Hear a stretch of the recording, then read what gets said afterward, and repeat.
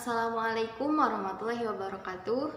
Perkenalkan, nama saya Isfi Asfiati dari Program Studi Pendidikan Guru Sekolah Dasar kelas 4A Universitas Muhammadiyah Tasikmalaya. Video ini dibuat untuk memenuhi salah satu tugas Al-Islam Kemuhammadiyahan 3. Di sini saya akan menjelaskan mengenai etika pengembangan dan penerapan ipteks dalam pandangan Islam. Pertama, sinergi ilmu dan pengintegrasiannya dengan nilai dan ajaran Islam. Integrasi sinergitas antara ilmu pengetahuan dan ajaran Islam yang dilakukan secara konsisten akan menghasilkan sumber daya yang handal dalam mengaplikasikan ilmu yang dimiliki dengan diperkuat oleh spiritual yang kokoh dalam menghadapi kehidupan. Ada lebih dari 800 ayat di dalam Al-Quran yang mementingkan proses perenungan, pemikiran, dan pengamatan mengenai gejala yang terjadi di alam ini untuk ditafakuri dan untuk menjadi pengingat diri kita kepada Allah. Dalam pengertian Islam, akal bukanlah otak, tetapi daya pikir yang dimiliki oleh jiwa manusia untuk mendapatkan pengetahuan. Sebagaimana di dalam Al-Quran dijelaskan bahwa Allah akan mengangkat beberapa derajat orang-orang yang berilmu dan beriman. Quran Surat Al-Mujadalah ayat 11. Di dalam Al-Quran banyak sekali ditemukan anjuran untuk umat Islam untuk berbuat empirik praktik dengan cara meneliti, mencari data dari alam sekitar seperti pengertian siang dan malam. Penggunaan akal di dalam Islam tidak hanya secara teoritis sebagaimana dalam firman Allah yang berbunyi, A'udzubillahi minasyaitonirrajim, Iqra bismi rabbikal ladzi khalaq. Bacalah dengan nama Tuhanmu yang menciptakan. Quran Surat Al-Alaq ayat 1. Dari ayat di atas dijelaskan bahwa Allah memerintahkan kita untuk membaca, di mana ketika kita membaca kita akan mengetahui atau mendapatkan pengetahuan yang baru dalam berbagai hal.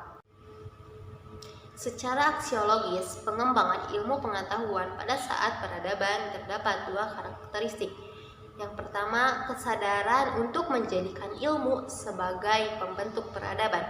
Pada masa itu, ilmu diarahkan untuk menjadikan peradaban yang lebih unggul. Yang kedua, munculnya kesadaran bahwa umat Islam yang mempelajari ilmu pengetahuan semakin dekat pula dengan agungan Tuhannya. Sebagaimana firman Allah dalam Al-Quran yang berbunyi, A'udzubillahi minasyaitonirrajim, kadzalika walaqad ahaltana bima ladaihi kubra, yang artinya demikianlah dan sesungguhnya ilmu kami meliputi segala apa yang ada padanya. Quran Surat Al-Kahfi ayat 19. Berdasar dua karakteristik di atas yang telah disebutkan, dapat dilihat bahwa Islam mengembangkan ilmu pengetahuan sains tidak hanya sebagai ilmu murni, tetapi sebagai sains instrumental yang menjamin terhadap bangunan kesadaran yang mantap dan kebudayaan yang mapan. Dua, paradigma ilmu yang tidak bebas nilai. Nilai merupakan tema baru dalam filsafat aksiologi. Cabang filsafat yang mempelajarinya pada abad ke-19 dan yang pertama kalinya muncul. Paradigma ilmu yang tidak bebas nilai memandang bahwa ilmu itu terikat dengan nilai-nilai dan pengembangannya harus mempertimbangkan aspek-aspek nilai. Menurut Habermas, ilmu dibedakan menjadi 3 macam, yaitu 1. Ilmu alam yang bekerja secara empiris analitis. Ilmu ini mengalami gejala alam seperti empiris dan menyajikan hasil penyelidikan untuk kepentingan manusia. Yang kedua, berlawanan dengan ilmu yang pertama, karena tidak memiliki sesuatu dan menghasilkan sesuatu, melainkan memahami manusia sebagai temannya dan memperlancar hubungan sosial. Yang ketiga, teori kritis, yaitu membongkar penindasan dan mendewakan manusia pada otonomi dirinya sendiri. Ilmu yang tidak bebas nilai ini memandang bahwa segala hal yang berkaitan dengan ilmu itu selalu berkaitan dengan nilai dan harus dikembangkan dengan mempertimbangkan nilai.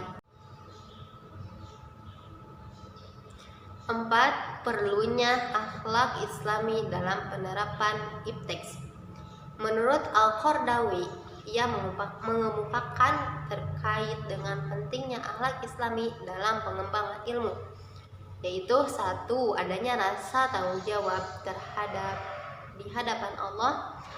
2. Amanat ilmiah. Salah satu amanat ilmiah ini yaitu merajuk ucapan kepada apa yang diucapkannya, merajuk pada pemikiran apa yang dipikirkannya, dan tidak mengutip dari orang lain. Yang ketiga, tawadu. Orang yang benar-benar berilmu tidak akan diperalat oleh ketipuan dan tidak akan diperbudak oleh rasa ujub yang ada pada dirinya, karena orang itu memiliki sifat tawadu. Yang keempat, izah. Izah di sini yaitu perasaan diri mulia ketika menghadapi orang yang takabur dan bangga dengan iman, bukan dosa ataupun permusuhan. 5. Mengutamakan dan menerapkan ilmu. Yang keenam, menyebarkan ilmu. Yang ketujuh, hak cipta dan penerbit. Berdasarkan perlunya akhlak Islami, peran Islam menjadi keniscayaan dalam pengembangan ipteks, yaitu 1. Menjadikan akidah Islam sebagai paradigma ilmu pengetahuan. Paradigma ini yang harusnya dimiliki oleh umat Islam, bukan paradigma sekuler yang seperti sekarang ini. Yang kedua, menjadikan syariah Islam sebagai standar bagi pemanfaatan ipteks dalam kehidupan sehari-hari. Sekian yang dapat saya jelaskan. Mudah-mudahan apa yang saya sampaikan bermanfaat, dan mohon maaf apabila terdapat banyak kekurangan dan kesalahannya. Terima kasih. Wassalamualaikum warahmatullahi wabarakatuh.